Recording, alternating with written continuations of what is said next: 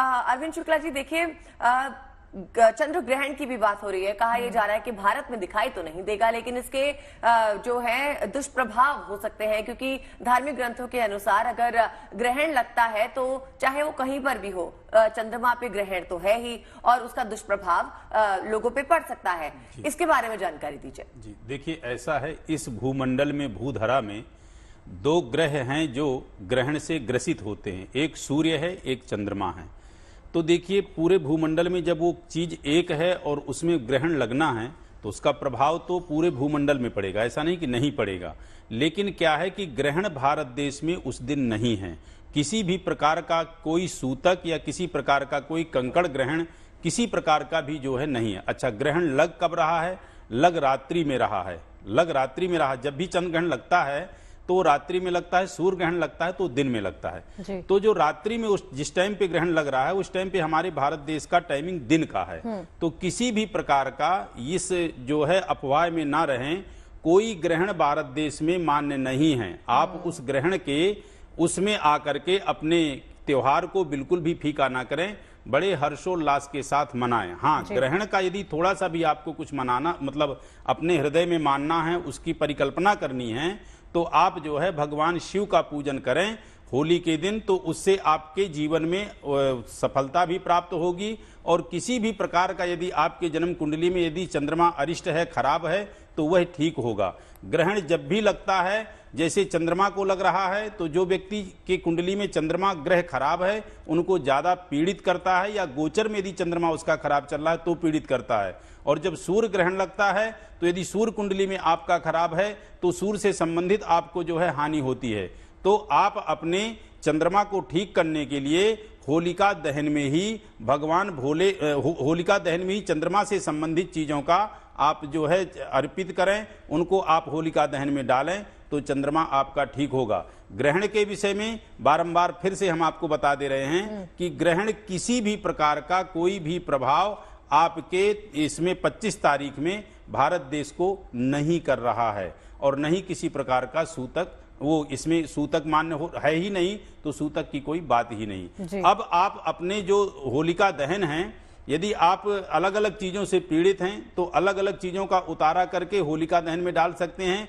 और यदि शायद थोड़ा सा आप खर्च करके चंदन की लकड़ी का आप यदि होलिका दहन में समर्पण करें, चंदन की लकड़ी होलिका दहन में यदि डालें, होलिका माँ को पूज करके परिक्रमा लगा करके, तो उससे आपकी सभी चीजें, सभी मनोरथ ठीक होंगे।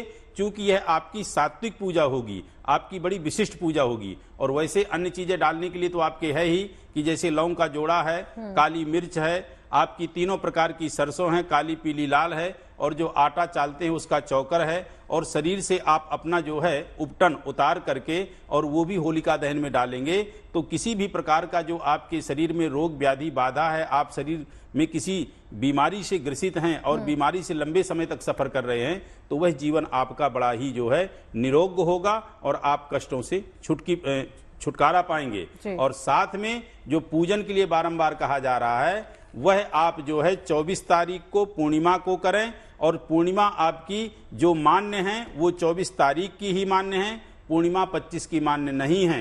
क्योंकि उदया तिथि जो है वो है 25 की, पूर्णिमा उस दिन भी आपकी मानी जाएगी। लेकिन मैं होली की बात कर रहा हूं, होली की पूर्णिमा 24 तारीख को मान्य है, क्योंकि 24 तारीख को रात्रि में होलिका दहन सदैव होता, होलिका दहन कभी दिन में नहीं होता।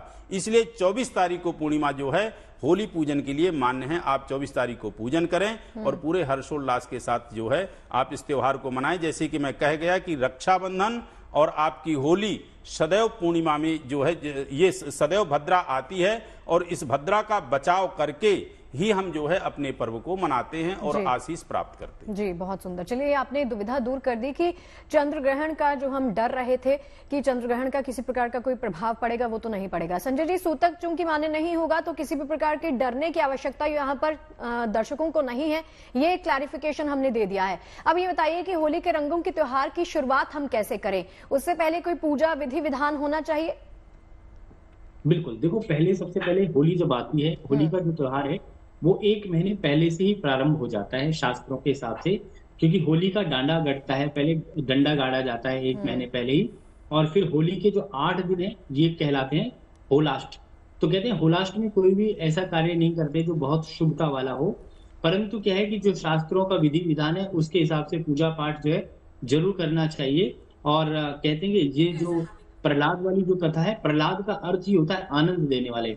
इस पर्व को हम बुराई पर अच्छाई की जीत का प्रतीक के रूप में मनाते आए हैं और मनाते रहेंगे। और कहते हैं कि त्रेता युग में भगवान विष्णु ने जब धूलि की वंदना की, उस वक्त जो है एक नवेष्टि यज्ञ भी किया था, क्योंकि वैदिक काल से जो है नवेष्टि यज्ञ का प्रारंभ है। और उस नवेष्टि यज्ञ से जो राख उत्पन्न हुई, जो धूल उत्पन्न हुई, और उस धूल से जो है होली खेलना जो है हमारे शास्त्रों में प्रारंभ हुआ है।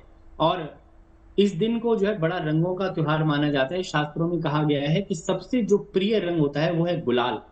गुलाल की होली, पुष्पों की होली और चंदन की होली, इनसे अगर होली खेली जाए तो बड़ी शुभ रहेगी। और रासायनिक होली बिल्कुल भी ना खेलें। और पंडित जी ने बड़ी सुंदर बात कही, इसमें मैं ये कहूंगा कि इसके अंदर जो है आप आंवला भी रख सकते हैं, उपला इत्यादि का प्रयोग करें, लकड़ी का प्रयोग करें।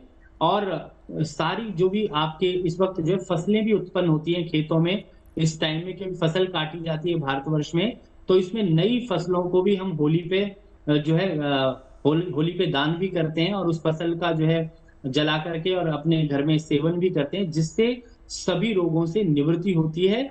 और कहते हैं कि धर्म, अर्थ, काम और मोक्ष की प्राप्ति के लिए जो है सारी नेगेटिविटी काटने के लिए होली की परिक्रमा करें और अपने हाथ से एक उपला ले जाकर के और होली में अर्पित करें। और आटा इत्यादि भी आप उसके अंदर थोड़ा सा समर्पित कर सकते हैं। और आज के दिन जो है खीर पूड़ी का भोग होली को लगा सकते हैं। और अपने शास्त्रों में जो है गुजिया का प्रयोग सबसे ज्यादा माना गया है, तो इस दिन गुजिया का प्रयोग करें और गुजिया जो है होली पर दहन में चढ़ाएं। और खाने पीने में कांजी, भांग और ठंडाई का प्रयोग शास्त्रों में माना गया है, क्योंकि हमारे हिंदुत्व में जो है ये सारी चीजें प्रयोग होती है। आनंद में जब ही होता है व्यक्ति जब ठंडाई पी लेता है तो मग्न हो जाता है। तो क्या है कि मग्न होने के लिए भगवान भोले शंकर जिस प्रकार से मग्न हो जाते हैं, आनंद में हो जाते हैं, प्रहलाद का अर्थ ये आनंद ही आनंद। तो आपको प्रहलाद अपने जीवन में चाहिए, खुशी चाहिए होली पर, तो आप जो है शिव में हो जाएं और प्रहलाद में हो जाएं, आनंद में हो जाएं और भगवान शिव की उपासना करते जाएं। और भगवान शिव की उपासना करने के पश्चात जो होली का दहन करें और परिक्रमा करें और कहें कि आज से हमारे जीवन में जितने भी काम, क्रोध, मद, लोभ हैं वो सब के सब जो है हमारे जीवन से नष्ट हो जाएं। कहते हैं कि रंगों का त्योहार है होली।